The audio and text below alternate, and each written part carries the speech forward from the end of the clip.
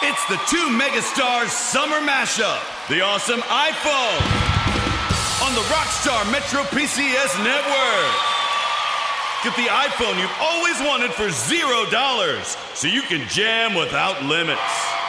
It's a hit. Get an iPhone SE on us when you switch. Metro PCS. Coverage not available in some areas, plus sales tax and $10 activation fee. Requires ported of number not currently active on T-Mobile network or on Metro PCS in past 90 days to an unlimited LTE plan. See store for details and terms and conditions. Blog Talk Radio. Let's go. It's time to attack. We the smartest, fastest, and most vicious. We gonna put them in their place. We coming on. We're gonna play. And he's gonna fire deep. Switches there inside the 10. Throws to Superman. Good route by Edelman. Now they come on a reverse to the near side and a quick run.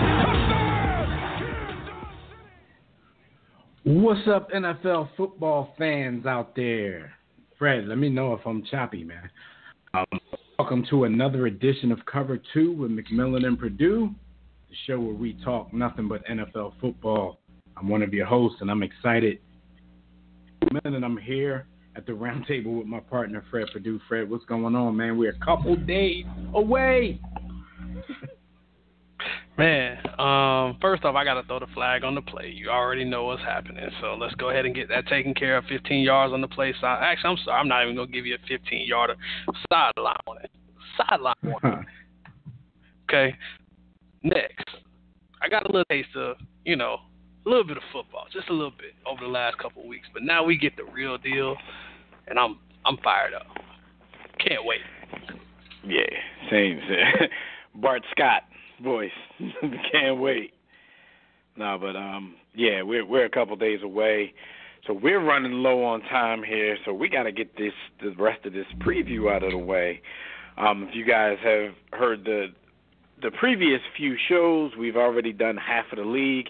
AFC and NFC West is out of the way. AFC and NFC North is out of the way.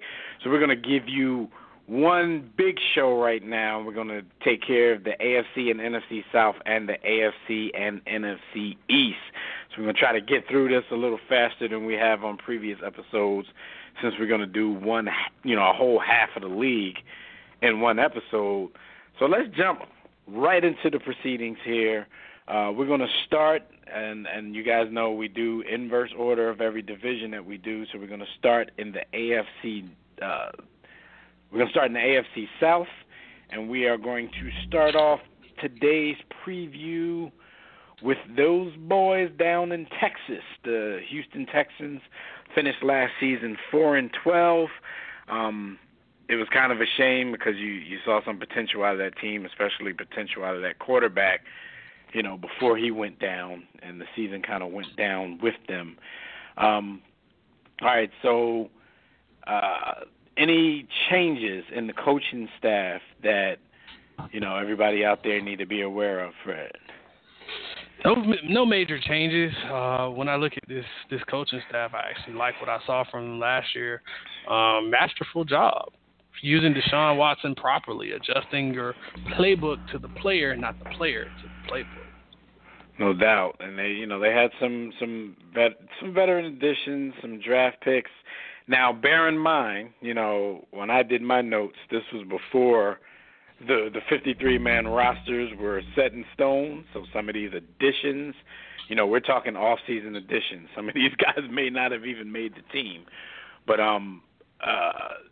they had some major ones like Honey Badger, guard Zach Fulton, cornerback Aaron Colvin, offensive tackle Seantrell Henderson, and in the draft they picked up safety Justin Reed, offensive tackle Martinez Rankin, tight end Jordan Akins, wide receiver Kiki Kuti or Kute. I gotta get the accent in there. Any other notable additions you want to, bring up? If not, talk about some of the losses that they took in the off season. Some people who got out of Dodge. Yeah, no real additions. This team kind of stayed pat for me. Nothing really just mind blowing with this team. Okay, so some of the people they lost in the off season was quarterback Tom Savage, offensive tackle Chris Clark, another tackle in Derek Newton, another guard and Xavier Suafilo, Brian Cushing. That's a big name, but at this point, I don't know if that's that big of a loss. Cornerback Marcus Williams, safety Marcus Gilchrist, and safety Eddie Pleasant. So you see they lost, a few people, a few names throughout that offensive line, even if a couple of them weren't starters. Any notable losses to you, like any game changers? I mean, we know Cushing's history with head injury, so you really can't. He's not what he once was. Yeah, he's not what head he once was. Drugs. Great name, but that's about it. Nothing really to really get too excited about. Me, I think this team didn't really get any better. They didn't get any worse. Right. I guess if you really want to say addition or subtraction, Deshaun Watson comes back. I mean, he's an addition by subtraction when it comes to injuries, but nothing. And maybe J.J. Watt coming back, but they're getting guys that they already have back. Right. This team should be okay. Right, so if starters are there. let's talk about that offense and Deshaun Watson, because what we saw from him last year is improvement every week, and this offense started to look pretty good, and then everything kind of went downhill after the rookie was injured. Do you think that maybe that was an anomaly, or do you think maybe Deshaun Watson is that good and this offense can kind of pick up where they left off when he got injured last season? I think it's a little bit of – it wasn't an anomaly, but I don't think it'll be the way he was just putting up big numbers. I don't think it'll be big numbers week in and week out. I think teams are going to be able to catch on to what he's doing, and they're going to have to continue evolving his game. Liked what I saw, especially against my Patriots. I mean, it took everything Tom Brady had at the end. So he brings the versatility of the run, the QB run, but he's a competent. He's much of a competent pocket passer than I thought he would be at the NFL level. Right. Because I remember we talked about him last season, and we were like, if there's a team out there like a Texans before the injury bug bit, who had a defense that may have been ready to compete and an offense that was maybe a quarterback away, we were thinking if there was a rookie that could step in now and maybe manage that team, it would be Deshaun Watson. I think, speaking for myself, he exceeded all of my expectations in the short period that he did play because, notice I said the word manage, and at the time he was doing a whole lot more than managing. So we'll see, what that looks like coming back from an ACL tear. We know these days that's not a death sentence for your career, but, some guys still don't come back from it the same way others do. So I'm very excited and very curious to see how he's going to come back with it. So what do you think about the people on the offensive side of the ball that he has to work with when the season does start? Weapons galore. You get a Lamar Miller. I'm not really excited about Lamar Miller, but he's a capable back.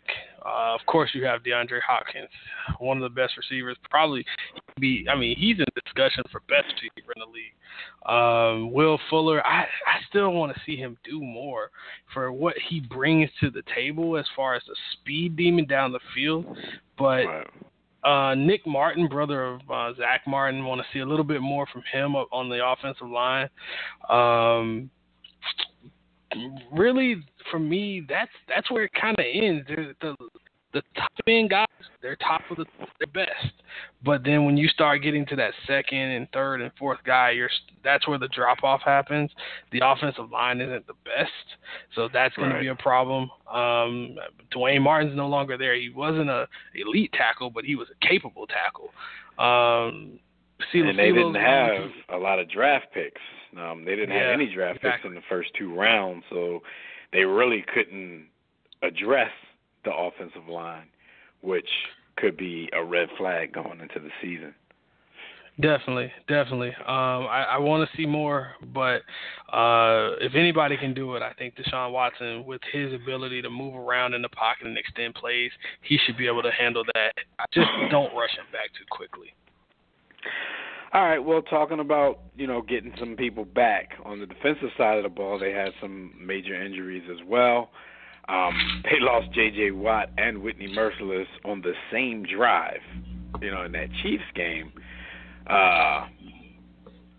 Okay, so, J.J. Watt, who over the past 5 years or so has been the most important defensive player in the NFL, coming back again. So what do you see from this defense, the 2018 Texans defense? We were all high on this defense at one point, and, injuries just derailed the team. Yeah, injuries with the frontline guys. I mean, you have Clowney, Merciless. I like Zach Cunningham at the outside backer spot. Bernard McKinney, a thumper in the middle. DJ Reader is going to be a guy you want to watch out for. For me, what I want to see is if we have another J.J. Watt goes down type of situation, can Clowney be that guy to really take over, because he's gotten better year in and year out after the first year or so, all the injuries. Tyrann Mathieu, Honey Badger, he's a big name, but he's not the greatest. He's not a great example of good health, so can't rely on him to be healthy throughout the season, even though they have really good names on defense. But if anybody can get after the quarterback, this team, they can do it. Right. Okay, so let's look at their schedule real quick and talk about some key games and what you predict for them record-wise.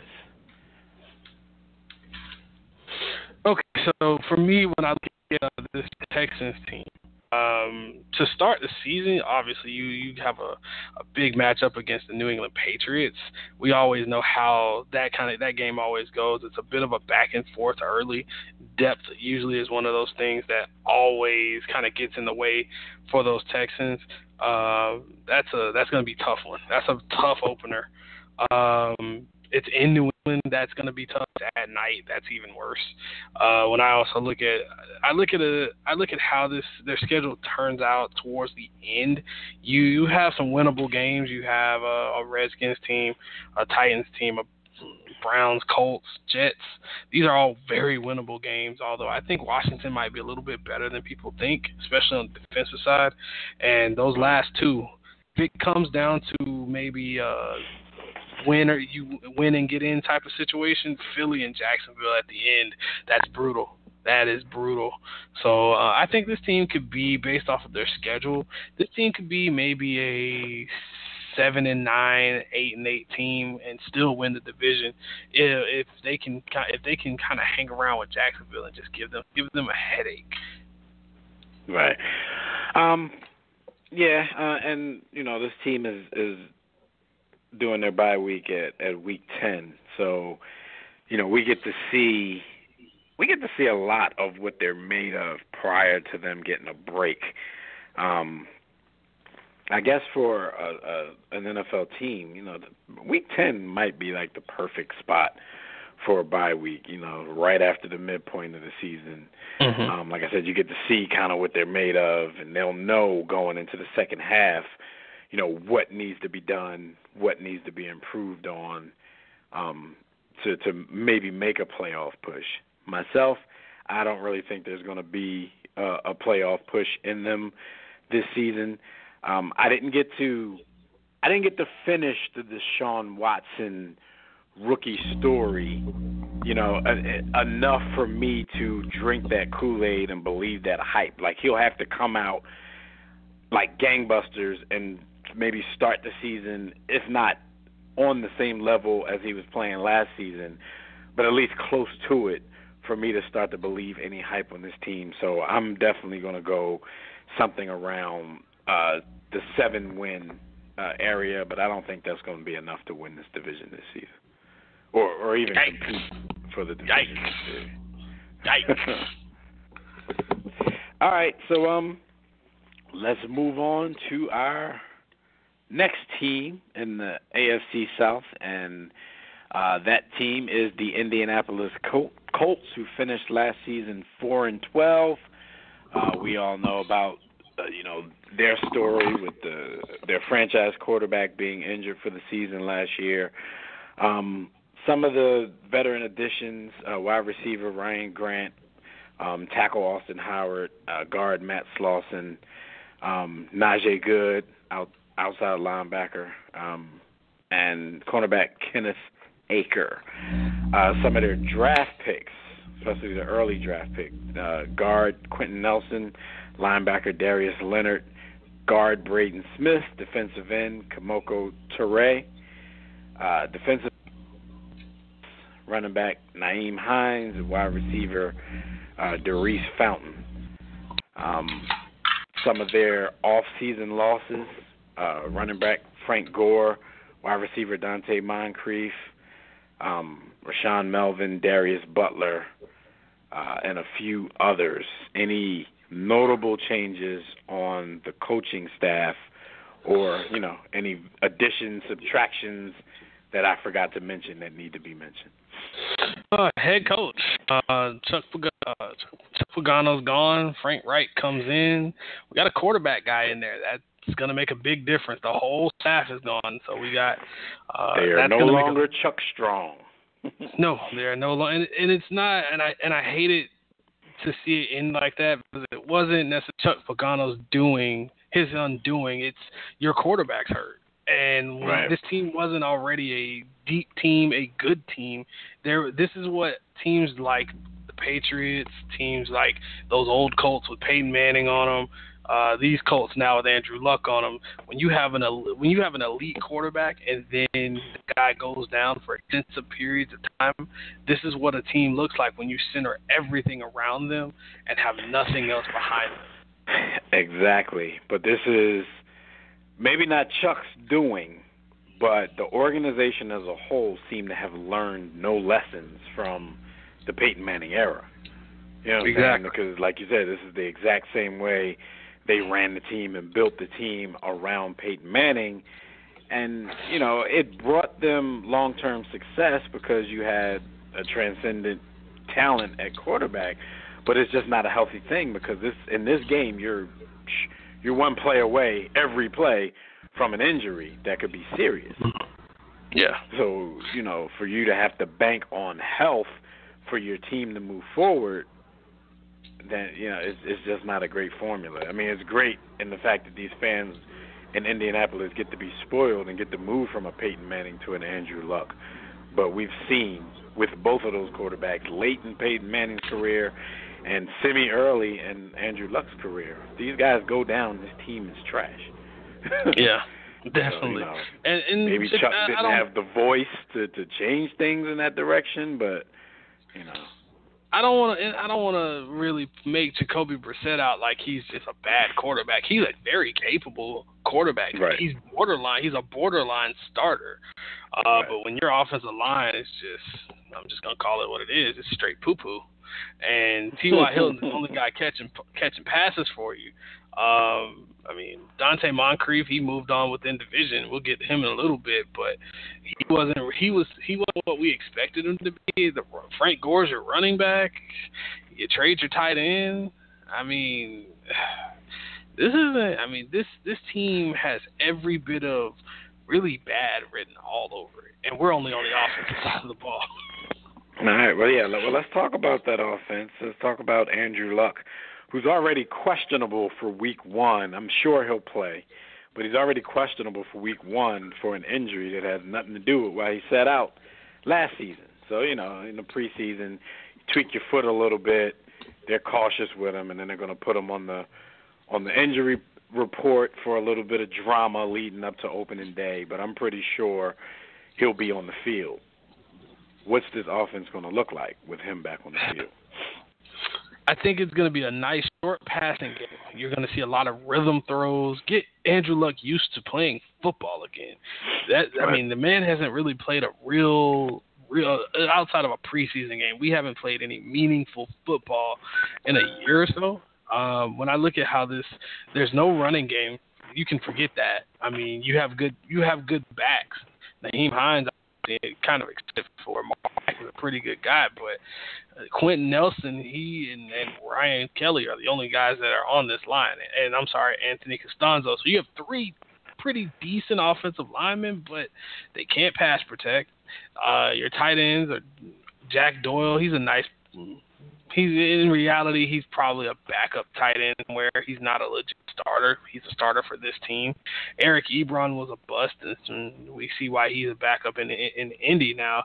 So we're kind of still back at square one. This team hasn't gotten any better. And quite honestly, they were supposed to be the rebuilding team that found a way to just keep it going, keep the mojo going after Peyton Manning left. And, well, they did it for a couple of years, and then it just kind of the rails fell off. I mean, it's bad. Right. I mean, I just think once again that the team was kind of exposed in the way that they build the thing. Mm-hmm.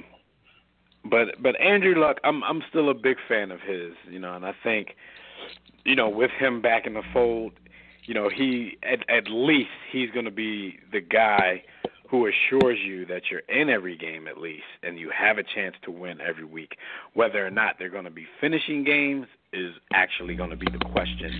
But, barring his health, which is the same story with most great players, barring health, I think they could get back into the mix this season. I know there's not a lot of people really picking them to do that, but we'll see. We'll see. All right, on the defensive side of the ball, what do you see from this bunch? Ham and Eggers. That's one of my best buds. He calls them Ham and Eggers. Just guys you don't know who they are. They're just kind of plugging away. Jabal Shear is the best pass rusher they have.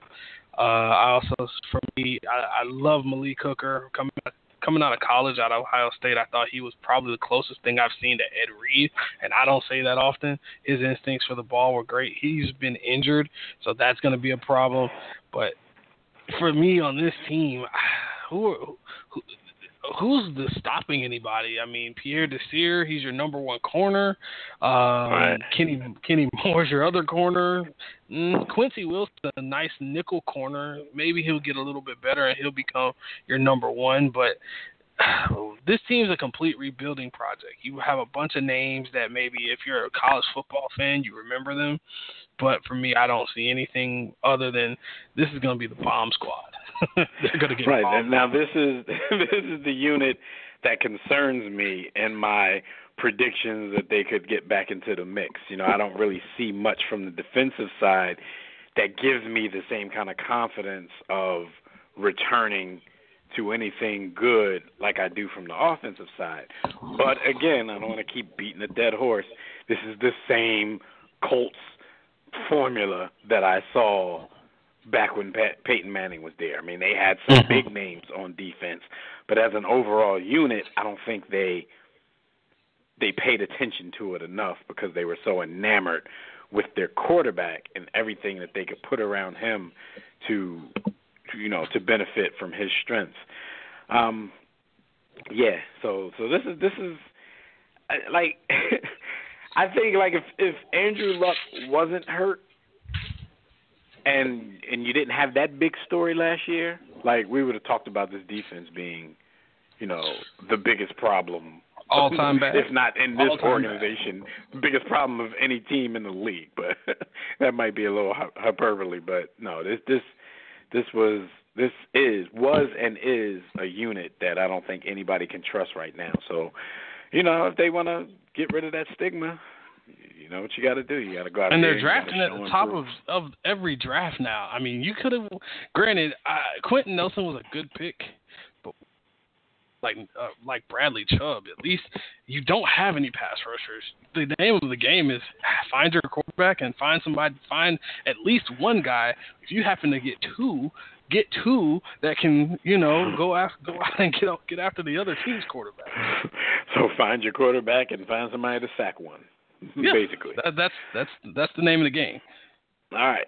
So schedule and predictions. This is another team with a week 9 bye, somewhere around that perfect area for you to, do what you do in the first half of the season, get a week to reassess and see what adjustments you have to make. Young head coach, not young in age, but young as far as experience.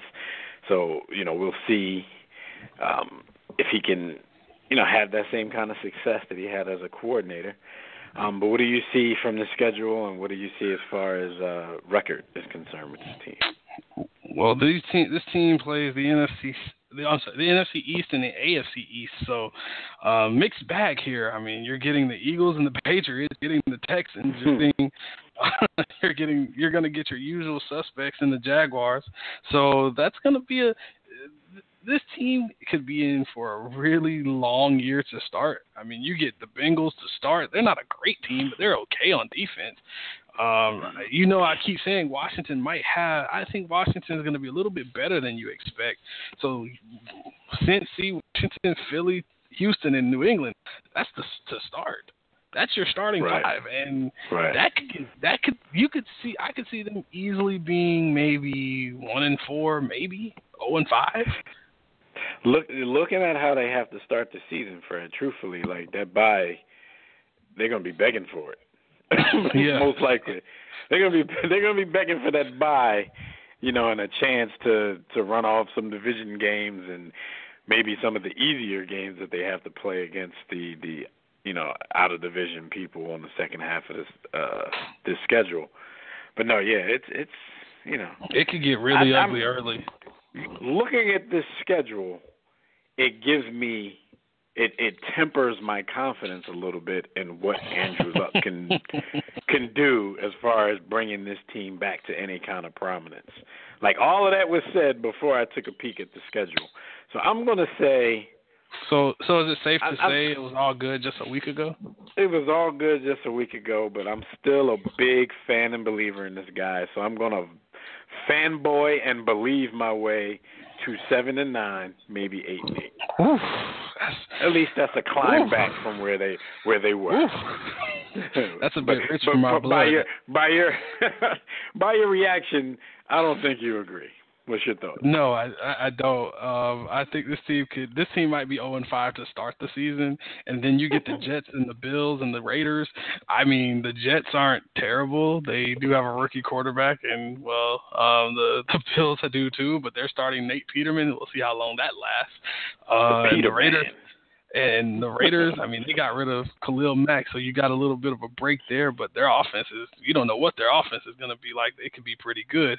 So you could essentially be maybe 2-6 to the season. If you get a bye week, you get Jacksonville twice in the first 4 games after the bye week. You get the Texans again. You get you get the Giants too. The Giants might not be bad. I'm gonna say 4-12. This team's gonna same record. This team's stinking up the joint. So they're gonna stand pat, and I'm gonna take the 8 off the table, and I'm gonna just go solidly at 7-9. I'm gonna go solidly at 7-9. So you got them winning 4. I got them barring Andrew Luck getting injured again.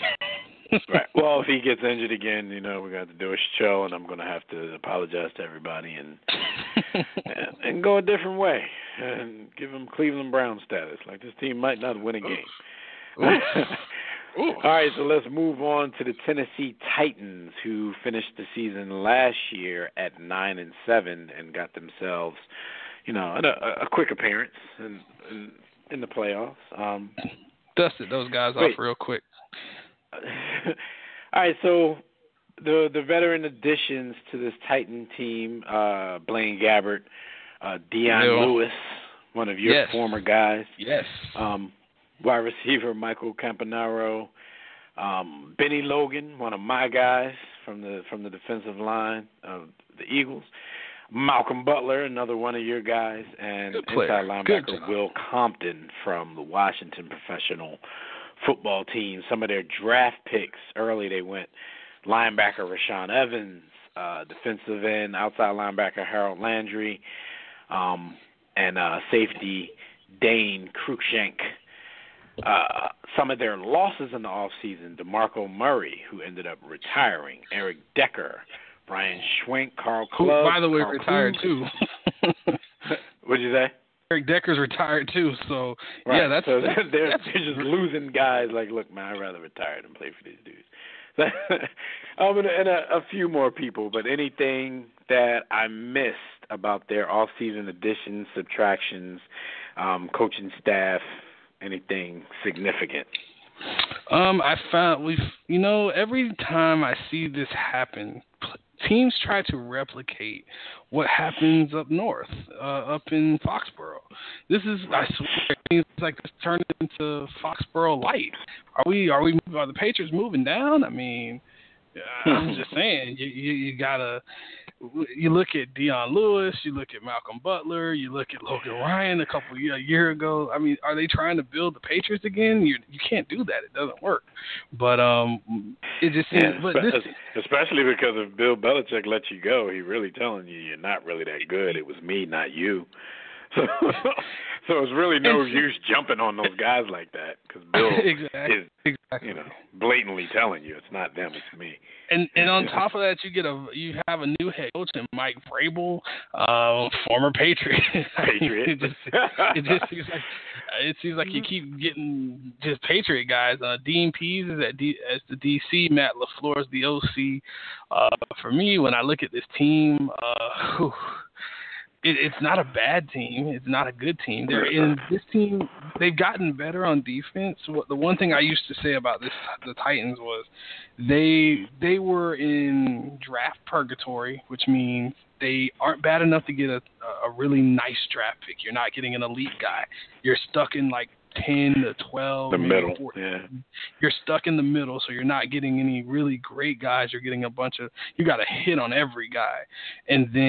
But they also had a no-name defense. Like, you can't name anybody no one knows who Kevin Byard is if you're not a real hardcore fan here.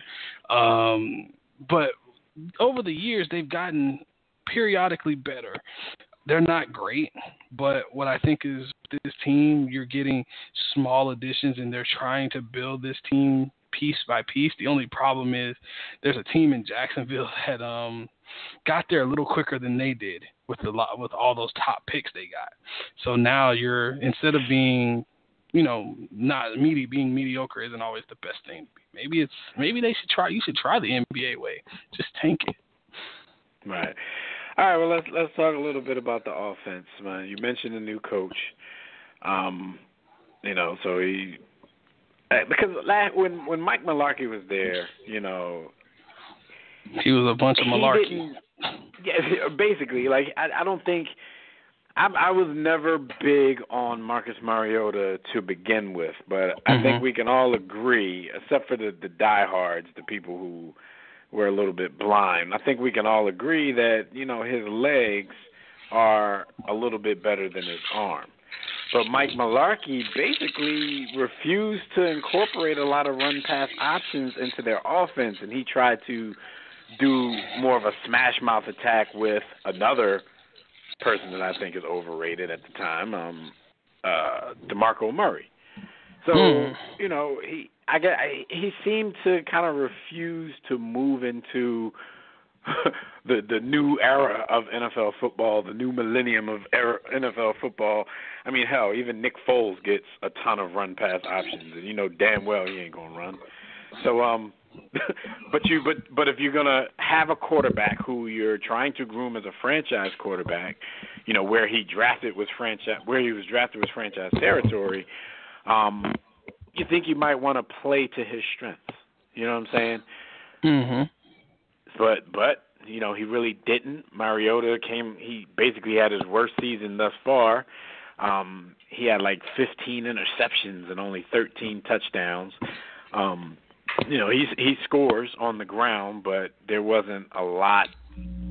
Like I said, Mularkey didn't do a lot to help his game. So what do you see from this offense moving forward? Do you think that Mariota can improve much more as a passer than he already is, or we're just seeing what he is and what we thought he was from the beginning? In the words of the late great Denny Green, he was what we thought he was, and we let him off the hook. Well, we should have let him off the hook. Please don't re-up on Marcus Mariota. I'm glad they didn't let him off the hook and give him to Chip Kelly, because Chip Kelly would have set us back another 10 years with the deal he was trying to make for this bum. I think with Marcus Mariota, he's the typical Oregon quarterback, the typical running quarterback that we typically see. He's not RG3 bad, but he's not a good quarterback either. He's not a game breaker. He'll make his splash plays. He looks great on a video game, but he can't sit back in the pocket and just throw darts. And that's what you want. You want his legs to complement his arm, not his arms complement his legs. And he's not. And when I think of quarterbacks, one of the things I always kind of go back to, one of a really good scout told me once, are you a tractor or are you a trailer? And I know you're wondering, what does that mean? Are you pulling? Are you pulling the team? Are you the reason this team is great offensively? Or are you the reason, or are we putting weapons around you to make you look a lot better? Are you an Andy Dalton or are you a Tom Brady? I think he's more of the Andy Dalton than the Tom Brady. And they've surrounded him with good weapons. I mean, you have two good running backs. You have good receivers, okay receivers that need to develop. They've given you a really decent offensive line. You have a really good tight end. And yet you're still meh. Go figure. All right, so yeah, we'll see. I mean, you got Corey Davis, should be a little bit of assistance. He was limited in his rookie season because of hamstring injuries. But he against you guys in the playoffs, he had a pretty decent game that kind of showed you a glimpse into what the future could be with him. You got Delaney Walker, who's a pretty good tight end, even though he's getting up there in age. So, yeah, they have some solid weapons, with the addition of Deion Lewis. But, yeah, I don't think there's going to be anything explosive about this offense. Now, what do you see on the other side of the ball, the defensive side of the ball? I used to call this side of the ball the no-name defense, and well, it's gotten better. You have the two New England corners. You have Logan Ryan and Malcolm Amakra on the sidelines because I couldn't get my stuff together to play in the Super Bowl. Butler, we miss you. We miss you, Mr. Butler. Hope you have good times down there. Adoree Jackson is in the nickel. He hasn't really broken out as far as a corner is concerned, but he's a really good special teamer, kick returner. Kevin Byard led the league in picks. Bad. Mm-hmm. Kenny Vaccaro somehow is still in the league. Not sure how, but we're not going to talk about it. Shout out to Eric Reed and Colin Kaepernick. Somehow you guys aren't in the. Never mind. I'm gonna leave that alone. Brian Orakpo still hanging around. Wesley Woodyard still hanging around. Derek Morgan somehow in the league still. This team's they're getting there. The best player they have on defense, Jarrell Casey, one of the most unheard of names, but one of the most productive names in the league. If he played for the Packers, the Patriots, the Saints, he'd be a stud. But he plays for Tennessee, so he's not. This team will be average. They're middle of the pack. They're just the average Joe. That's really what I can say about this team overall. Yeah. Like in the draft, they went linebacker early. Their first two picks was spent upgrading that linebacker core. So, you got Rashaan Evans and Harold Landry. Harold Landry, who's probably going to be behind like a Brian Orakpo and Derek Morgan, as long as they're holding on. But it shouldn't be long after this season before, those guys are completely replaced. More so than the offense, I think this is a decent unit, but nothing is really jumping out at me like that. About the Titans defense. Let's take a look at their schedule real quick and try to predict with this team. Like, the Titans are just that meh team for me. Because we talk about some teams that we don't even think are going to be that good, but they have somebody, like I said with the Colts, like they have and Andrew Luck, who even on a team that's not that good, I think it's possible that he can keep you in games and maybe steal some. You know, just like his rookie season when they were a 2-win team the year before and they ended up in the playoffs. Like, he could go either way with a team like that. The Titans, even though they did make the postseason last season, I think that had more to do with the year that the AFC had more so than the year that the Titans had. So let's check out this schedule. What do you see on the schedule, and how many wins? A good way to start. You get a healthy dose of Miami Dolphin. That'll be an easy one. That team's just, they're kind of in the same boat. But then you get a nice 3-game stretch of Texan, Jacksonville Jaguar, and Super Bowl defending champion. You can keep those all as losses. So we're at 3 already. The Chargers on a bad team. You get 3 doses of defense. Yeah. Exactly. And then you get the Chargers with that hellacious defense, even with guys going down in the secondary. You get the New England Patriots week 10, 2 weeks after your bye. Their bye week's week 8, so they'll be begging for that. Cowboys, they'll win that game just because I hate the Cowboys. Anybody playing the Cowboys, I hate them. So that's how that works out. You get the Patriots, that's an L. You can hold the other L with Jacksonville, so you're going to probably get swept by them. The Giants, that's probably an L, depending on the health of that offensive line. And I think the Skins are going to be a little bit better again than people think, so that's an L. So we're already at about 6, 7 L's here. I mean, yeah. And that's much. That's being nice. So I'm gonna say this team's gonna be a 6-10 team. I agree with you.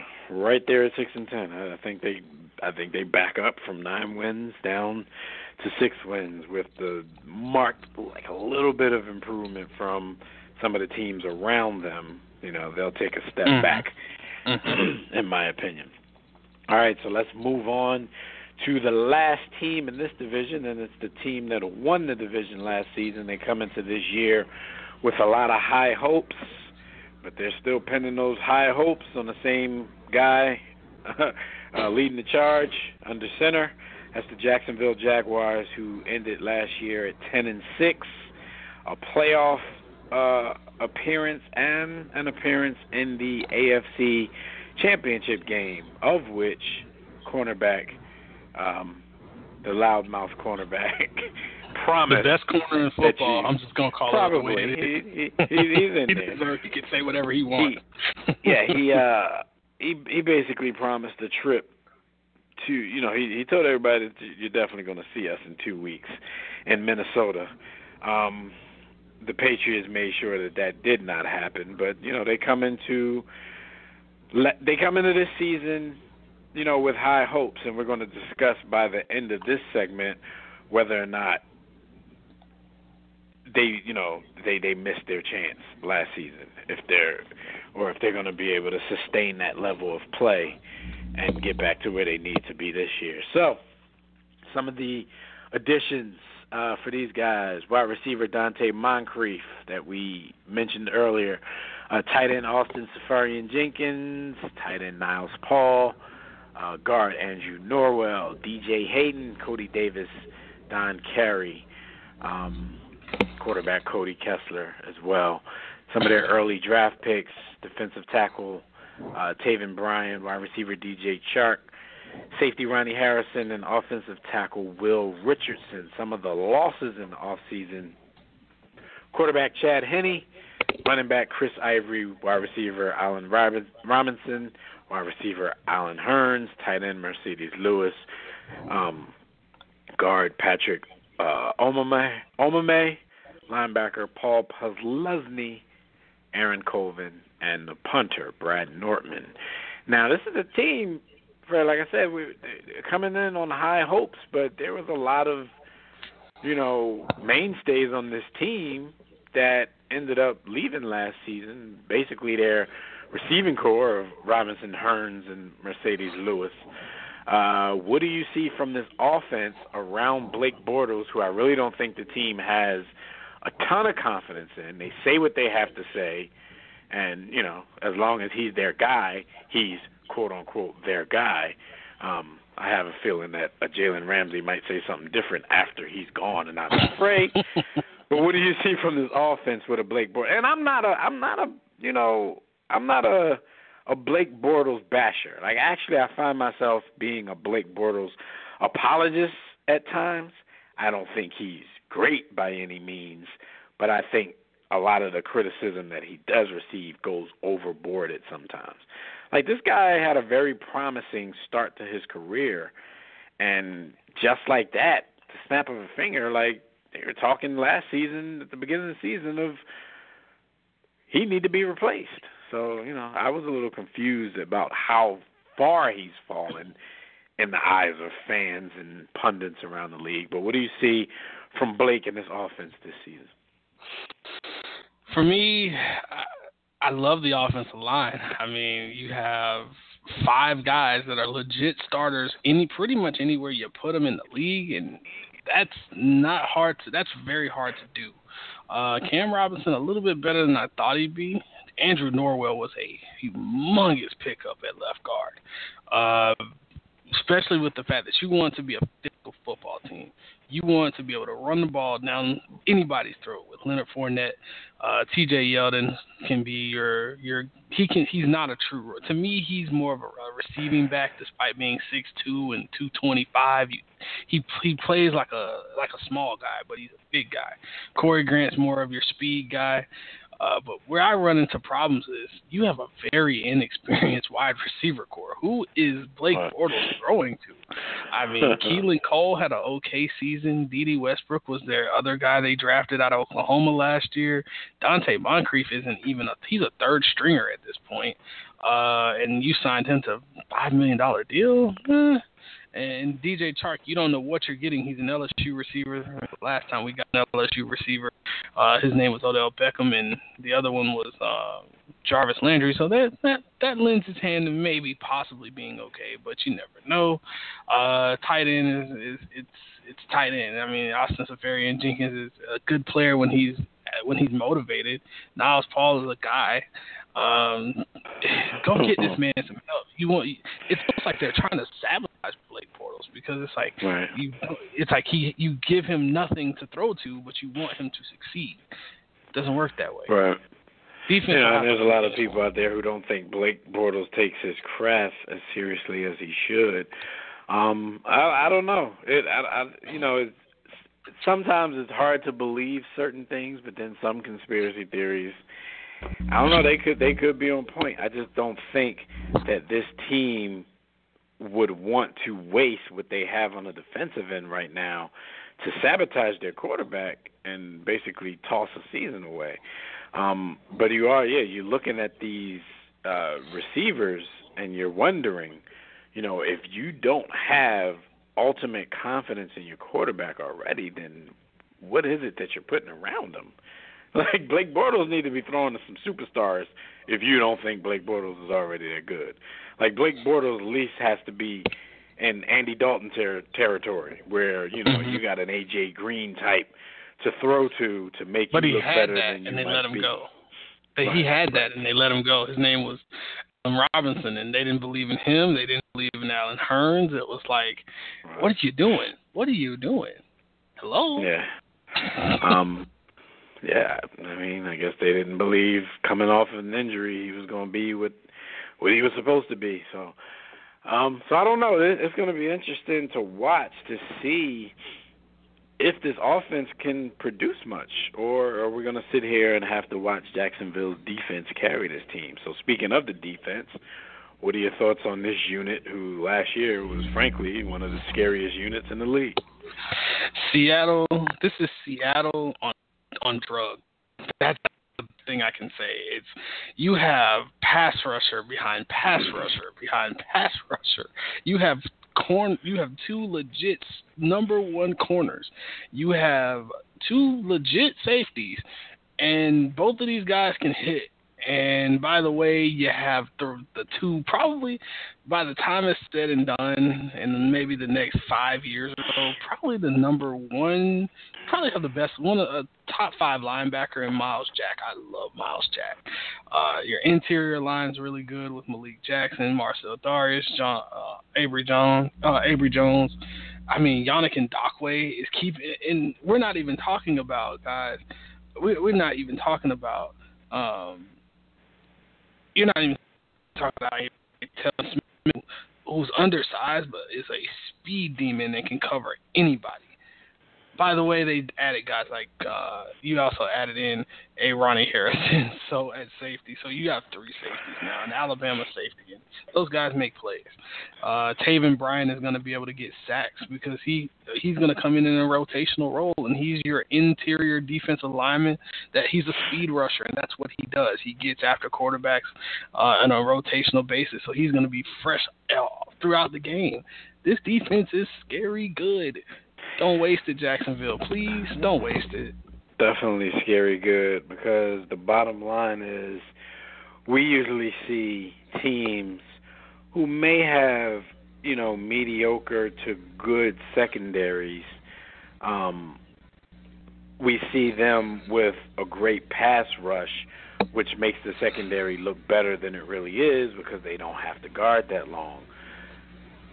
This damn secondary is good all by itself, but add in the fact that they have one of the most devastating pass rushes in the entire NFL. Come on, man. Come on, man. This is a team that, people don't want to face week in and week out. So, we'll see if they can live up to the hype that they set for themselves, the bar that they set for themselves last season. I think they're going to need it. Like, I think, the offense with, Leonard Fournette, and me not thinking Blake Bortles is as bad as everyone else. I think the offense is going to be able to do some things, but I don't see consistency when I look at the offensive unit. So I think this Jags defense is going to have to play all world again to get this team back to where they were last season. So what do you see on the schedule, and what do you see as far as wins and losses for this Jags team? Oh man, this team has a pretty, again, like the other teams in the division playing the AFC East, NFC East. You start out with New York. You start in New England. You might can split those. You catch New England early, that's when you can beat them. New England, for whatever reason, they start out slow every year, trying to figure out things. They use that as almost like their real preseason. You get against the Jets. You get games against those Titans. The Chiefs with a gunslinger, not a good chance. I mean, you could see a couple picks in those games. You get a week 9 bye week. You get the Steelers. You get the Skins. You get the Texans at the end. They do get the rest after the champs whoop that ass, but Yeah, they get to. I'm not gonna say that you're gonna whoop that ass. I'm sorry, I'm not willing to say that. That sounds great until Jalen Ramsey and company come in and smack you in the mouth. So don't be so quick, sir. But you don't want for me, I think this team can easily be, I'll say 10-6, 11-5. I don't want to give them that 12-4 just yet, because doing that on a year in and year out basis is something that elite teams do, and they do it on both sides of the ball. But they can win. They're going to win this. They're going to run away with this division. Lock it up. Yeah, I'm going to go with the 10-6 as well. It has nothing to do with the defense. It has everything to do with the questions I have on the offensive side of the ball. Put it this way. 10-6 is what I think their minimum is. If the offense can give them more than any of us can imagine right now, then this team is going to be sitting pretty going into another playoff appearance. And if they don't, if they do beat us week 9, all I ask of the Jags is to just beat everybody else in the NFC East as well. and then we'll call it even. I won't even be that upset if that happens. All right, so that is your AFC South division. Let's move over to the NFC and talk about the NFC South. This is a division that, gave us 3 playoff teams last season. And the crazy part is that the crazy part about it is the third of those teams were the defending NFC champions from the year before. So, and I think before last season, a lot of people were drinking that Tampa Bay Kool-Aid. So they got 3 teams in the playoffs, and one of the 3 wasn't even the one that a lot of people were taking flyers on last year. So we're going to start out with the Tampa Bay Buccaneers, who finished with a disappointing record of 5-11. Some of their additions include Ryan Jensen, center, one of my boys, defensive end, Vinny Curry, the firework king, Jason Pierre-Paul, another one of my boys from the defensive line, Bo Allen, and Chandler Catanzaro. Some of their draft picks, they went nose tackle with Vita Vea, running back Ronald Jones, cornerback M.J. Stewart, cornerback Carlton Davis, offensive lineman Alex Kappa, safety Jordan Whitehead, and wide receiver Justin Watson. Some of their off-season losses, running back Doug Martin, running back Charles Sims, defensive end Robert Ayers, defensive tackle Chris Baker from Hampton U fame, defensive tackle Clinton McDonald, and cornerback Robert McClain. Shout out to Robert McClain. He was once a guest on the War Room. Any additions, subtractions, draft picks, or coaching changes that we need to know about that I didn't mention? Nothing that you need to, that you already mentioned. Probably the best pickup I liked was the Vita Vea pickup. Loved it. And Justin Watson, wide receiver. They're touting him as the next Eric Decker, not the one that got put on a milk carton after a Super Bowl, but pre-Super Bowl Eric Decker. And we know pre-Super Bowl Eric Decker was actually pretty good. Yeah, he was. He was definitely pretty good. All right, so the offense. Jameis Winston has to be the first name we mentioned. He will be suspended for the opener. Can't keep his hands to himself. Can't keep his hands to himself. This is the Me Too era, Jameis. Got to watch what you do. All right, so like I said, a lot of people, took a flyer on these guys because Jameis had progressed from his first to second season, but he took kind of a moonwalk last season. Went backwards. So this, in my opinion, might be the make or break year for Jameis. In the sense that, are people going to still be believing in Jameis Winston? There was a belief at some point that Jameis Winston was going to come in and be a superstar in the league. He's been up and down, so I think it's still possible, but I think this is the make or break year. What do you see from this offense coming into the 2018 season? Fin galore. I mean, an embarrassment of riches. If you literally switch, you could literally do a straight up trade. Whoever you want, give me whatever elite quarterback you want, whether it's Breeze, Wentz, Roethlisberger. I don't want to call Roethlisberger elite anymore, but Brady, whoever. Give me Matthew Stafford, and this offense is instantly the best offense in the league. That's how much of a difference it is between Jameis and everybody else, because of the fact that Jameis is a bit of a gunslinger and he's a bit of a gambler, and he tends to make those plays. He makes those plays. You're like, no, and then you're like, yes. But then he throws those picks. He throws a ton of picks. For me, when I look at, you have Deshaun Jackson in the slot, Mike Evans outside, Chris Godwin's is supposed to have a big year. O.J. Howard they have 2 tight ends. And most teams have 1. They have 2. Cameron Brate's the consistent guy. O.J. Howard is the big time talent guy. The talent guy. Yes, we'll call him the talent guy. You even have the New England-ish, Dallas-ish type of player. You have your Justin Watson. You have your Adam Humphries. We'll leave it at that. You know what type of receiver that means. The offensive line is the problem, and we always say you can have all the skill guys you want. Remember, I look at this team the way I look at that Giants team last year. You can have all the skill guys you want, You can have a decent quarterback all you want. If your offensive line is butt cheeks, you will not succeed. That's what I think of this team. Very talented everywhere else, but up front, Ali Marpet is the only guy they have. Jameis out for 3 games, it's going to hurt. I was just about to ask you about that. Like, we'll once we talk about the schedule. But, Ryan Fitzpatrick is going to have to hold it down for those 3 games, and that's the Saints, the Eagles, and the Steelers. So, Jameis didn't put them in a great position by being out because, he's not going to be out against 3 cupcake teams. Like, he's going to be out against some competitors. So it's going to be interesting to see what this offense could be. But if they don't do well against those teams and that kind of sets the tone for their season, do you see Jameis getting the blame for that?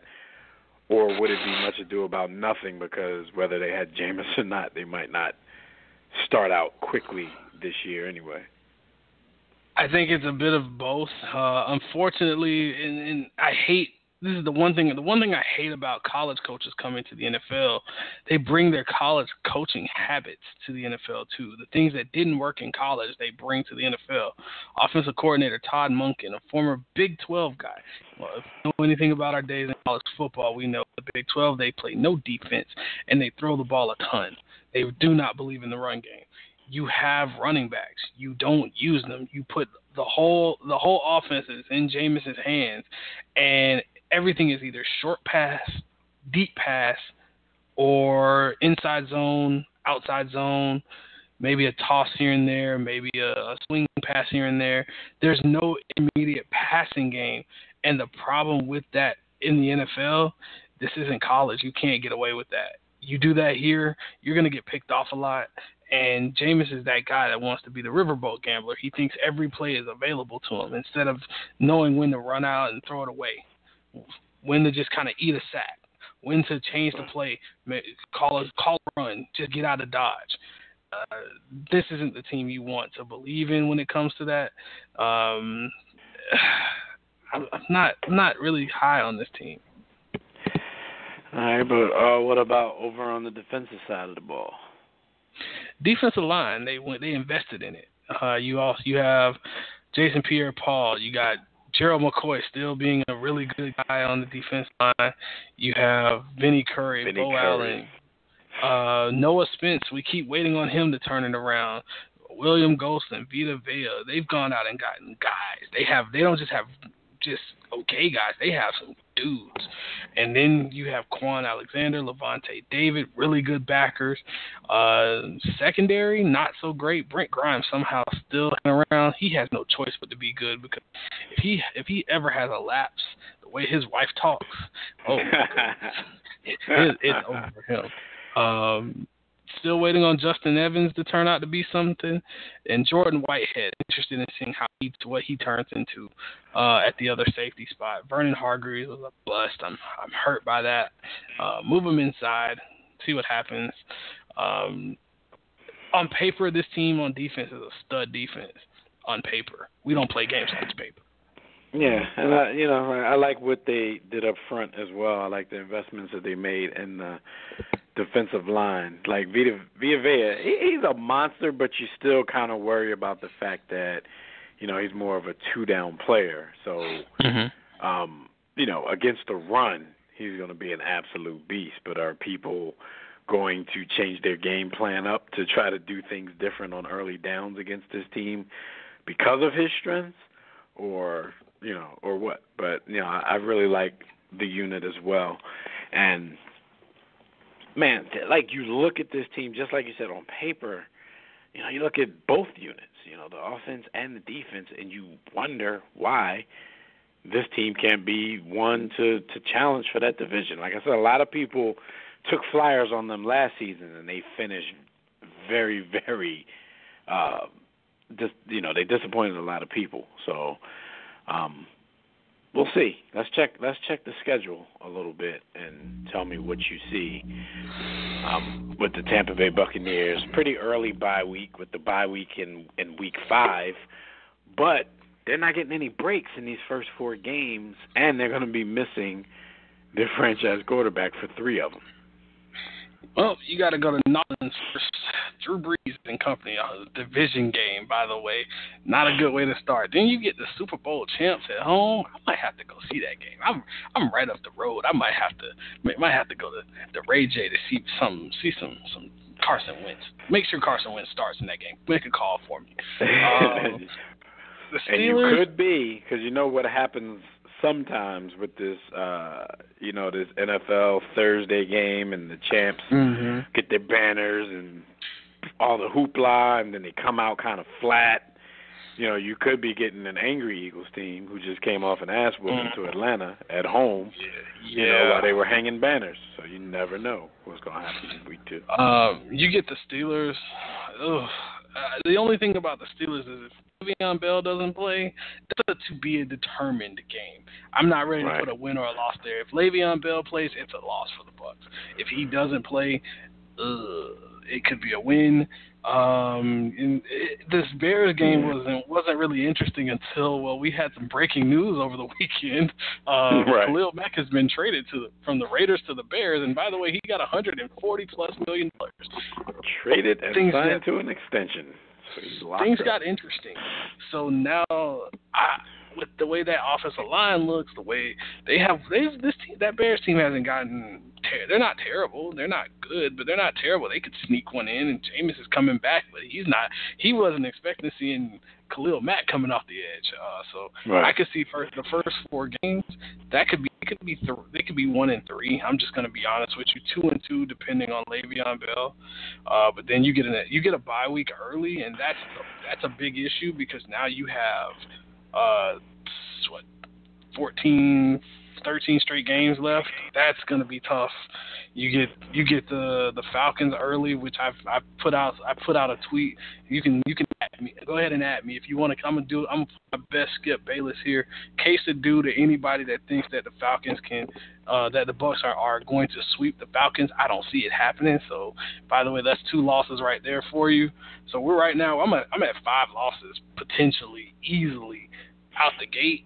And that's not before you get to Cincy, Carolina, Washington, San Francisco, Atlanta. And this division's already the schedule is kind of beastly.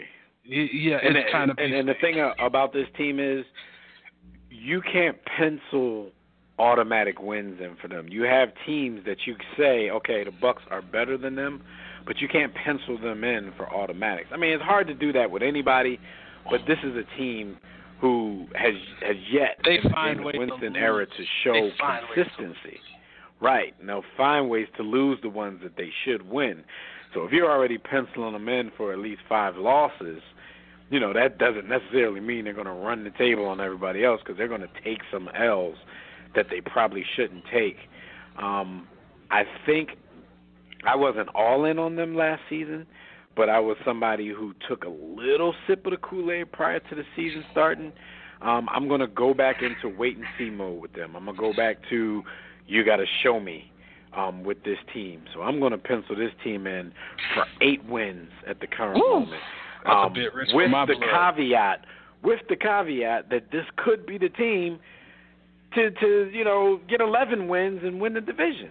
But I'm going to stick around the 8 because I need to be shown first. Because anytime I've already started to drink any of the Kool-Aid on this team, they let me down as far as my prediction is concerned. So I'm going to go 8 wins for the Tampa Bay Bucs. Unless, it's going to be up to Jameis. Come in and show me that you're the guy that I thought you were on draft night. And then we'll talk after the season. Now, can you give me a whole bunch of I told you so's? What do you see? I'm going to give you a whole bunch. I'm going to give you a ton of I told you so. This team might win 5 games. Woo! 6 games is being generous. So I was giving them too much credit, you think? I mean, the Browns won't be an easy one this year. I mean, I really the Cowboys. That's a W. I'm just going to be honest. I actually think this is one of the tougher schedules that we've talked about so far. It is. That's why I'm actually circling 2 games on the schedule: Philly early and San Francisco late in November for Thanksgiving. It's here. It's going to be down here, so I might have a nice little late birthday present. Just a little bit of a late birthday present. All right, so that is your Tampa Bay Buccaneers. Let's go to the next team in the South, and that is the Atlanta Falcons, the aforementioned Atlanta Falcons. Mm-hmm. Shout out to everybody who wants Chick-fil-A at their stadium on Sundays. Not going to happen. And I will mention that every time we ever talk about the Atlanta Falcons. So, last season they were coming off, they were the defending NFC champions. They should have been the defending Super Bowl champions, but they choked. So last season they finished the year 10-6, and then went in to the divisional round as the favorites against the number 1 seeded Philadelphia Eagles in Philly, and they played them tough. They only, they lost the game 15-10, came down to the last play of the game. If Julio Jones can haul that in, then, me and the natives of my city are singing a whole different tune right now. We might not even be singing a tune right now. If we do, it might, sound something like F the Eagles. But anyway, some of the veteran additions on this team, Logan Paulson, tight end, Brandon Fusco, guard, and defensive tackle Terrell McClain. In the draft, they went wide receiver Calvin Ridley, cornerback Isaiah Oliver, Deidrin Sanat, defensive tackle, and running back Edo Smith. Some of their losses in the offseason, they lost a few at wide receiver: Taylor Gabriel, Andre Roberts, tight end Levine Toliolo, defensive end Adrian Claiborne, Courtney Upshaw, Dontari Poe. They lost a few wide receivers, Fred, but, the most important one is there. He's happy. He wasn't really happy at the beginning of the offseason when he was looking for a restructure of his contract. The Falcons finally did the right thing, and Julio is smiling again. This team, dangerous team, I would say.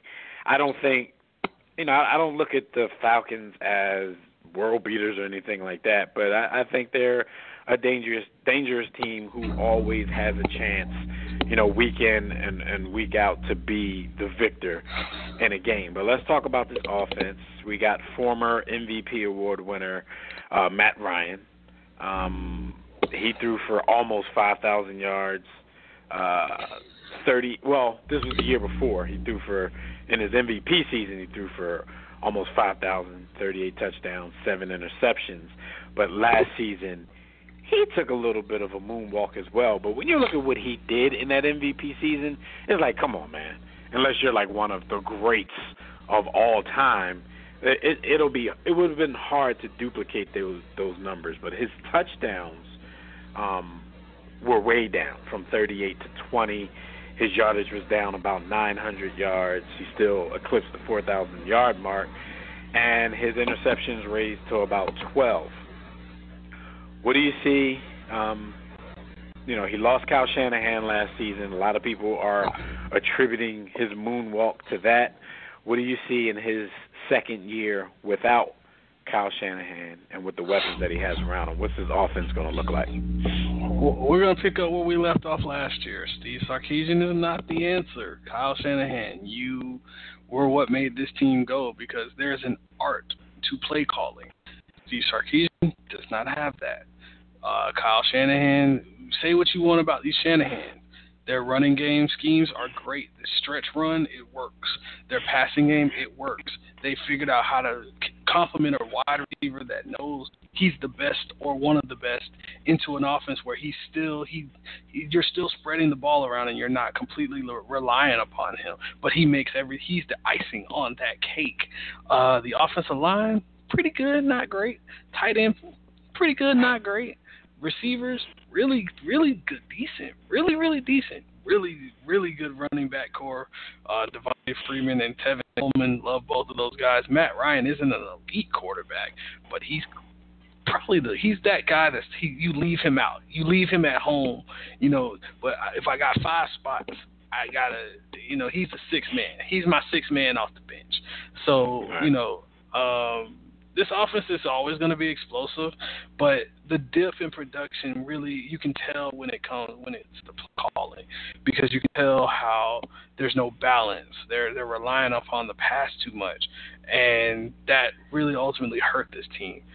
Matt Ryan had to get used to new terminology. He had to get used to a lot of new things. I think it'll improve. He'll get back to the 30 touchdown mark again. He has weapons. He has some speed on the outside with Calvin Ridley. You can move Sanu inside a little. I need them to get back to the run game. You got to be more balanced. You cannot be a team that literally throws the ball every down just because you have the receivers to do it. Right. So, but my issue is, and my question that I would ask is, I know it was only a year, but why didn't they move on from Sarkisian? I mean, the dips in production for this offense were, in my opinion, way too large to dismiss and to ignore. I mean, they went from 34.1 points per game to 21.6. We already read you Matt Ryan's numbers. He went from 38 touchdowns to 20. 4,900 yards to 4,000. Completion percentage dipped a little bit, about 5 percentage points. His yards per attempt dipped about 2 yards. So it's like, get out while you still can, while the damage is minimal. While this was still a playoff team who had a chance to go to the NFC Championship game. Like, get out while the damage is minimal. I really don't know why they went back to Sarkisian. It's not like he was this great success anywhere he had been prior to that. So that's my issue with the offense and why I'm not understanding things. But what do you see on the defensive sides? Because last year, the defense actually improved from their Super Bowl year. They only gave up 19 points per game in 2017. Do you see them staying at that level or getting better this season? For me, when I look at this defense, they're still very small. They play in a dome. I think what I see, at least in the front 7, I see a lot of what the Colts used to do with Robert Mathis and Dwight Freeney. You get small but really fast defensive linemen, put them on a fast surface, and you get after quarterbacks out. The offense can outscore people, and we can just get after a quarterback late and finish games. They've added in guys, and you add in a guy like a True Font, you add in a Keanu Neal, Brian Poole. You have some good secondary guys. You have some fast linebackers, but they're undersized. They don't stop the run really well. And if you can run on this team, they're going to have problems. But if you want to get into a passing battle with them, this is not the team to do that with, because they'll just be able to outscore you and they'll get after you pretty well. I think they're going to need to get a little bit better at linebacker, and they need an extra pass rusher. Losing Dontari Poe in the middle of that defense was huge because he was that run stuffer. He was that big guy in the middle that said, not today. So I think they're going to take a slight step back because I don't think they're going to be able to stop the run. I think moving Vic Beasley back from linebacker to defensive end is going to help his production and, of course, help the defensive production. Last season when they made that move, add that on top of his hamstring injury, like you just wonder where Vic Beasley went all of a sudden. So, he went from 15 sacks to 5. So I do want to say I'm not thinking he's going to go back up to 15 and a half, but I think moving him back up to the defensive end will be a little bit more disruptive for opposing offenses. I do want to say Grady Jarrett is a guy. He made he got my attention in the Super Bowl a couple years ago, and I didn't see that as much last year. Need to see more of that. If you're going to keep drafting these Clemson guys, they need to make an impact. Just saying. Just saying. All right, so let's go to the Falcons' schedule, and where do you think they're going to finish? Looking at this schedule early, you get We have already said they're gonna sweep the Bucks. So there's 2 wins for you right there. Case to do to anybody that says anything different. At me on Twitter. Just saying. But this is a brutal schedule to start. I thought the Bucks had a brutal schedule, but this one might just top it. Philly, Carolina, and New Orleans to start. Then you get the Bengals, the Steelers, the Bucks. I mean, the Bucks do still have a team. They're still on scholarship. They're the worst of the scholarship players. You get Eli and company. They can score with anybody. I keep talking about Washington right after the bye week, and then it gets really interesting because you get a Browns team that we don't know what they're going to be yet. Baker Mayfield looks okay, but those are preseason games. You'll get a W against the Cowboys. Everybody gets a W against the Cowboys. That's just how it works in my world. You get the Saints again, and then it gets a little fun. You get Aaron Rodgers. That'll be fun. And then you finish the season against Carolina and Tampa. Ooh. A lot of tough games. This team's going to be – I can see this team being a 10-win team, but they're going to be in a lot of battles, and there's going to be a lot of injuries. Julio Jones will not be able to just sit back and say – although that would be great because he's on my fantasy team. That'd be great. Please do that, Julio. All right, so, this was a 10-win team last season. Considering the division, considering the schedule, I still look at this team as a good team, and I think with this schedule and the division they're playing, I think 10 wins would be the mark of a good team, and they'll be fighting for this division once again. The regular season is not where I have my qualms with the Atlanta Falcons. Like, I've always looked at them to be chokers in the postseason, and even, when I thought they may have been, trying to erase that stigma, they do what they do in the Super Bowl. They're like, okay, they're the same old Falcons. They just did it a little bit later this year. 10 wins for this team. We'll see. We'll see how it plays out. So let's stay in this division and let's go to the Carolina Panthers, who were second in this division last season at 11-5.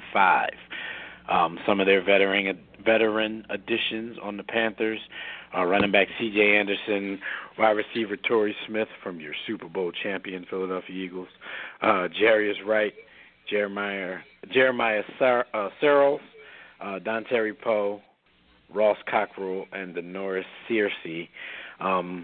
Some of their draft picks, wide receiver DJ Moore. God knows this team needs some wide receiver help.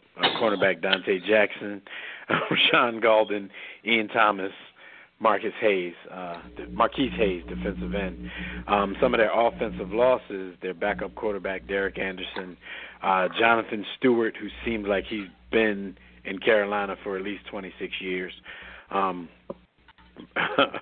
Wide receiver Charles Johnson. Who else? Kirk Coleman is gone. Jarius Byrd is gone. Charles Johnson is gone. Darryl Worley is gone.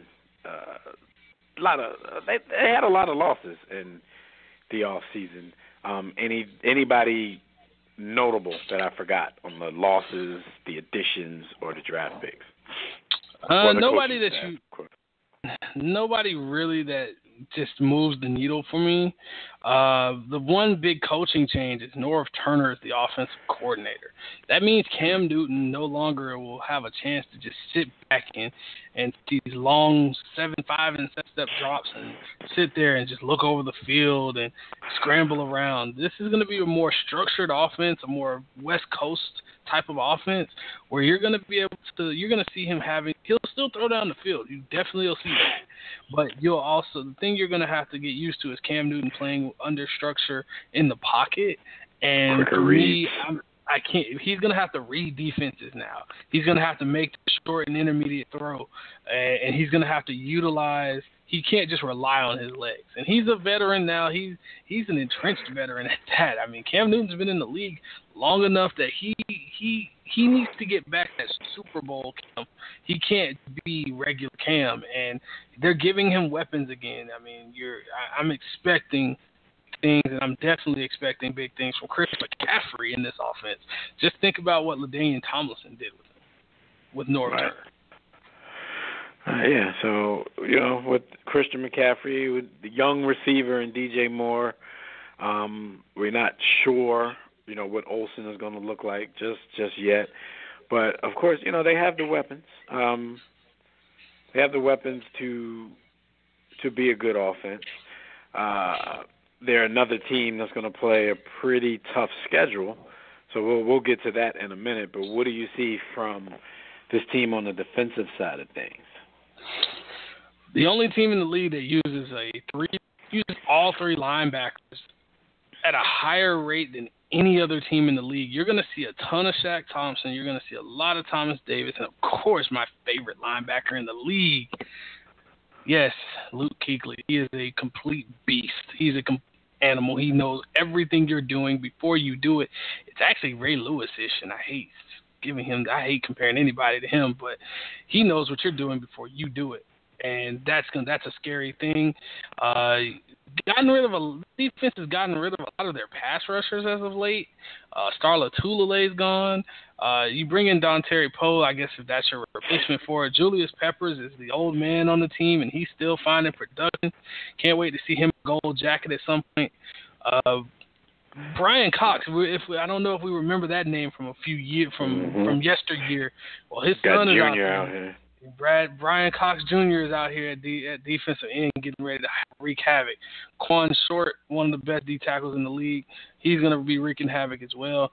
I'm ready to see what Dante Jackson can do, one of the fastest prospects we've seen at corner in a while.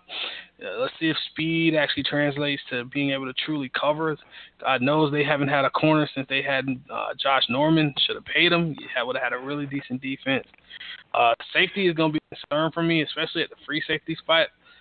You have Mike Adams. He seems like he's been in the league for eternity. Let's just put this into perspective. He was around when Peyton Manning was quarterbacking. Towards the middle of his career in Indy. So Mike Adams has been around a while. They need to get younger at safety, but for me, the defense goes through Luke Kuechly and that defensive line, so we'll see how that goes through. I expect a lot of heads getting knocked off.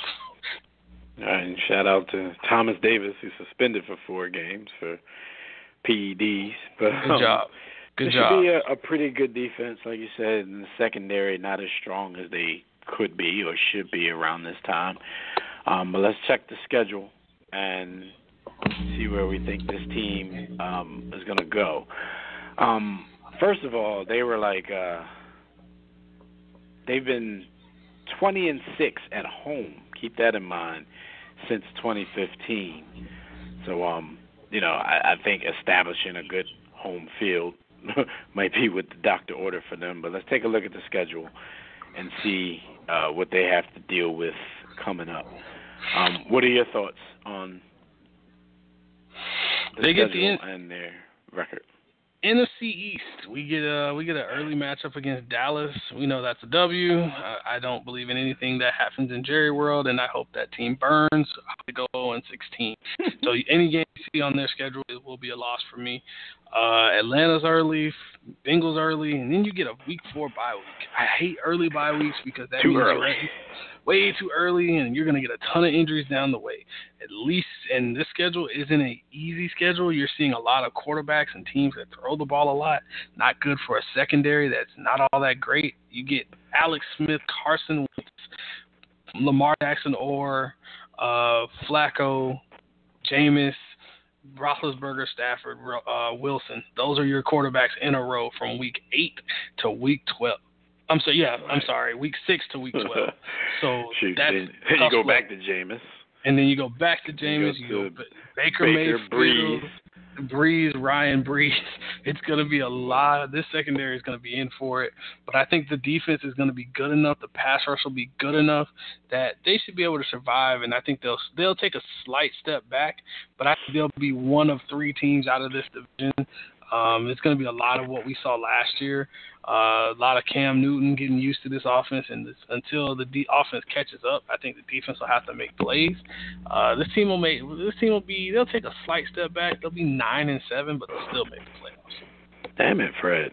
That is exactly the number that I was thinking about this team. It's like we've been close on all of these records, but then watching we do the prediction shows, our predictions probably won't be nothing exactly like each other.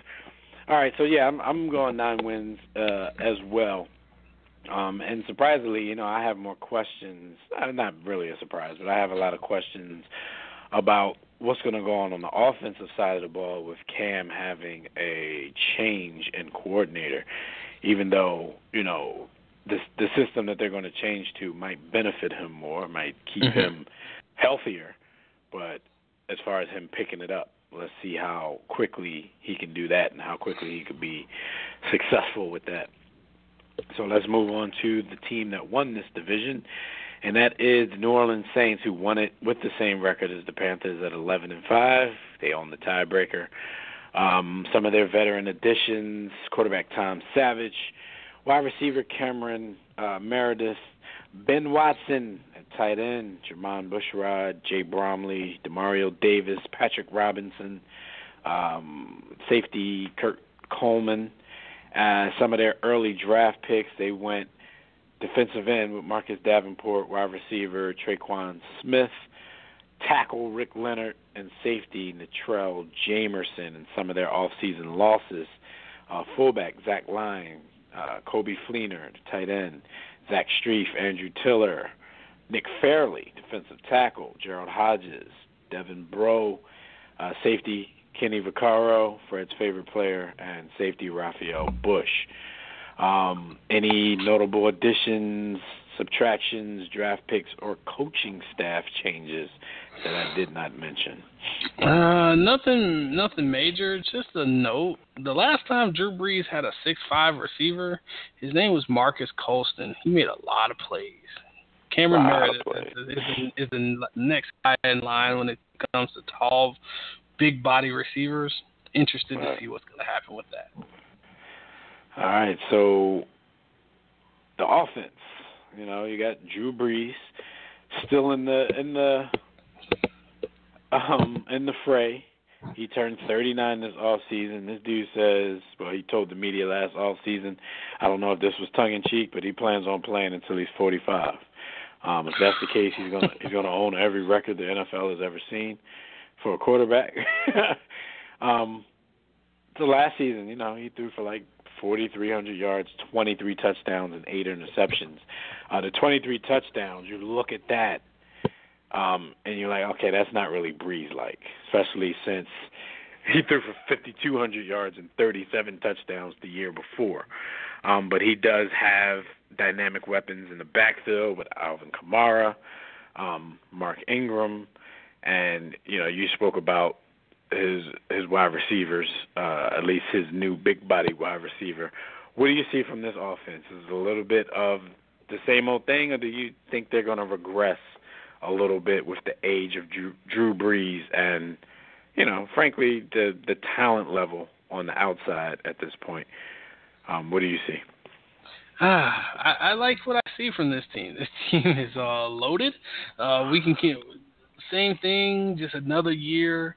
From what I liked last year was the touchdowns. The touchdowns were down, but the thing is, what I see is the consistency, the completion percentage, highest of his career. 72%.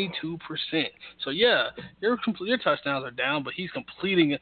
And 2%, it doesn't sound like a big deal, but in the NFL, 72% completion percentage. And by the way, least amount of picks, actually second least amount of picks he's ever thrown in his career. So with 8. So he was very efficient. And as as quarterbacks get older, they lose a little bit here, but they gain it up top and mentally. So nothing Drew Brees hasn't seen before. From what I want to see from this team is how will they use Alvin Kamara, since you don't have a Drew Brees. You don't have a a Mark Ingram in the backfield for a couple games. What will they do on offense? Will they go back to using more backs with Trey Edmonds, or will they go and go with the Alvin Kamara show since he can do a little bit of everything? And will the defense have to kind of step up a little bit in the absence of a running back that can kind of shorten games a little bit? Man, I haven't seen 72% since RG3 in 2012. He was throwing all of his passes at the line of scrimmage. But it was Drew Brees, so we know that it was, a different story with his 72%. Yeah, I mean, I think especially for the beginning of the year, I think Kamara is going to step up and be the one to kind of carry this offense a little bit, take some of the pressure off of Drew Brees, even though, the second head of his two-headed monster in the backfield won't be available for a little while. But, I see I can never envision until it happens, till he gets old enough that it happens, but I can't really envision a Drew Brees offense that you can't count on. You know what I'm saying? Now, last season, he didn't have to go out and throw for 38 touchdowns because for once in his career, he had a damn defense. He had a very good defense. As a matter of fact, Drew Brees led offense with a semi-dominant defense is a very scary proposition for any opponent, which is why I thought once the playoffs started, the only team that I feared and did not want to play as an Eagles fan was the New Orleans Saints.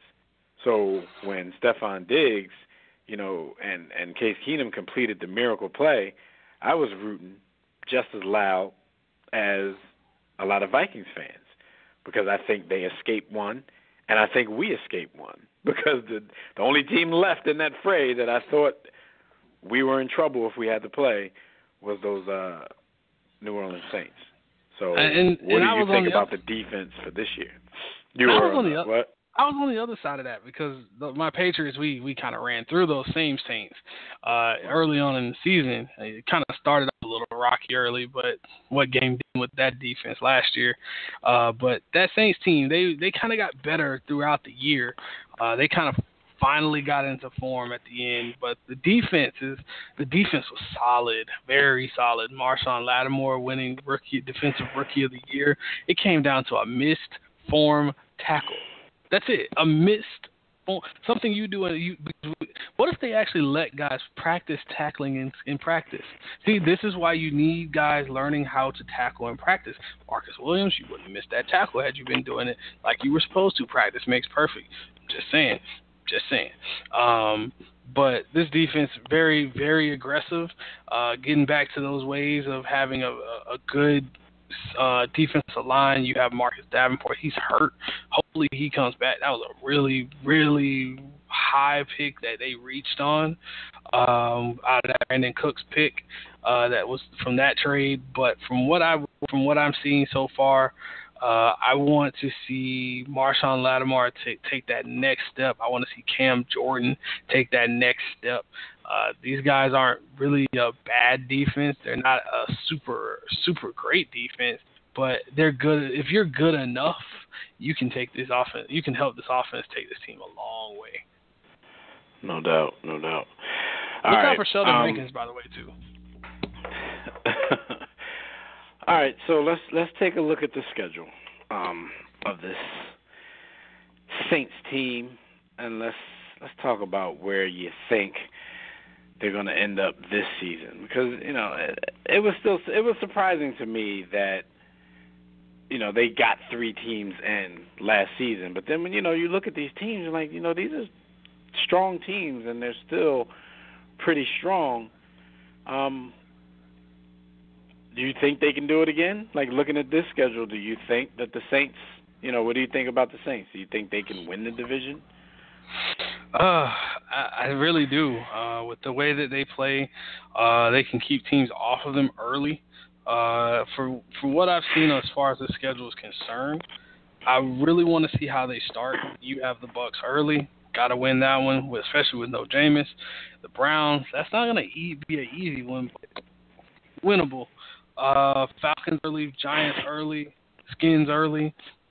I could see this team starting out pretty fast, being a 4-1, 3-2 type of team, and then you get the thing is where you're going to get a lot of good defenses going forward. The next 3 games after the bye week, you get Baltimore, you get Minnesota, and then you get LA.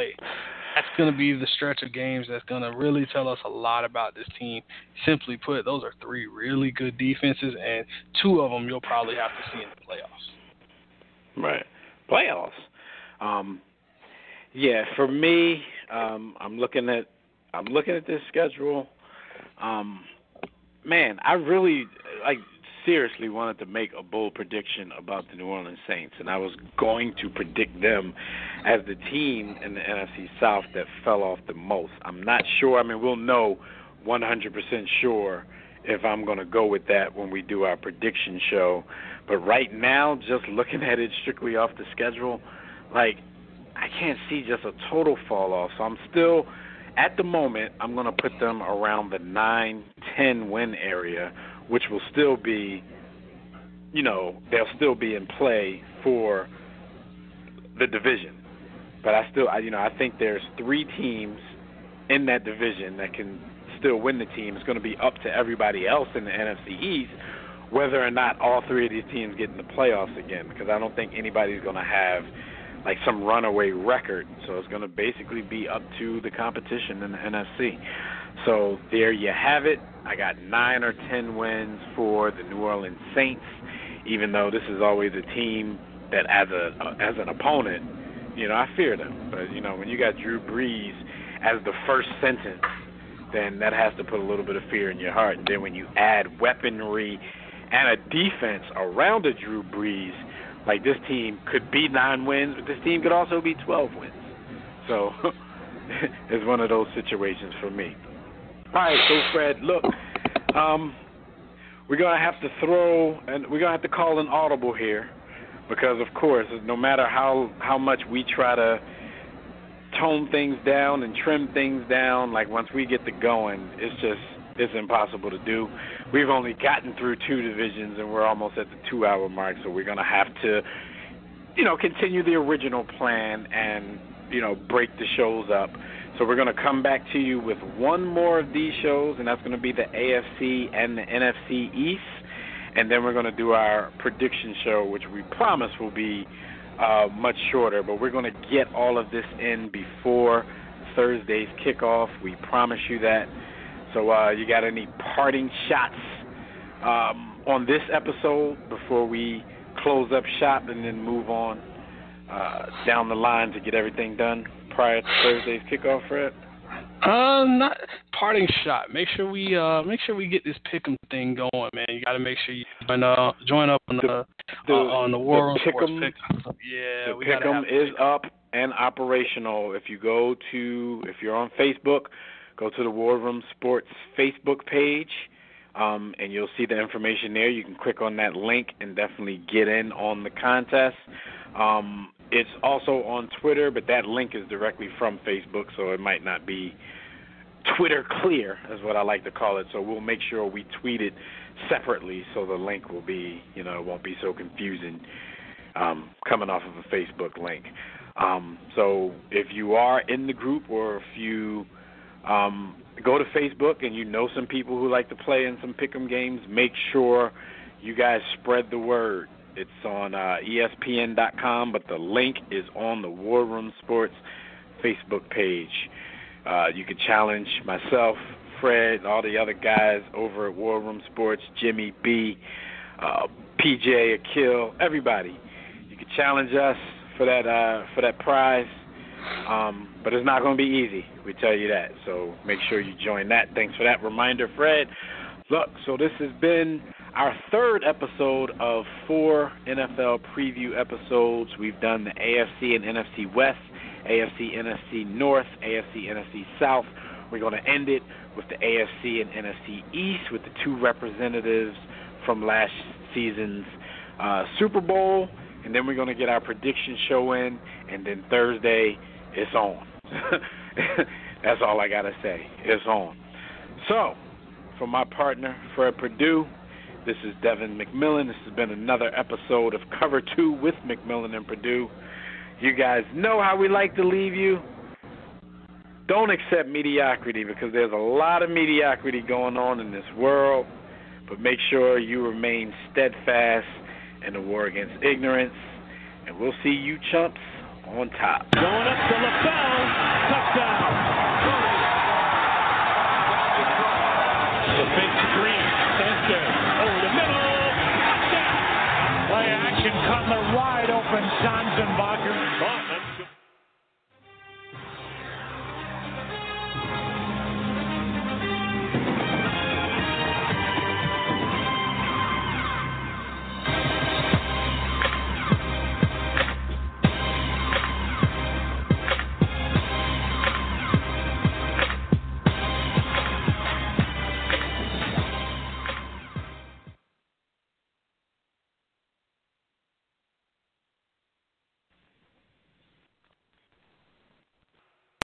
It's Ellen's Sweet 16 Premiere Week. Not a girl and not yet a woman. With Mark Wahlberg and an Ellen exclusive Fleetwood Mac. Ah, that's music to my ears. All new Ellen. Ellen, today at 3 on NBC4. Meal planning's a great way to stay healthy, but who has time for that? A local mom is sharing her secret to that age-old question, what's for dinner? How she's cooking tasty, healthy meals while saving time and money. Meal planning just got easy. So easy. Today at 5 on NBC4. It's Ellen's Sweet 16 Premiere Week. Not a girl and not yet a woman. With Mark Wahlberg and an Ellen exclusive Fleetwood Mac. Ah, that's music to my ears. All new Ellen. Ellen, today at 3 on NBC4. Meal planning's a great way to stay healthy, but who has time for that? A local mom is sharing her secret to that age-old question, what's for dinner? How she's cooking tasty, healthy meals while saving time and money. Meal planning just got easy. So easy. Today at 5 on NBC4.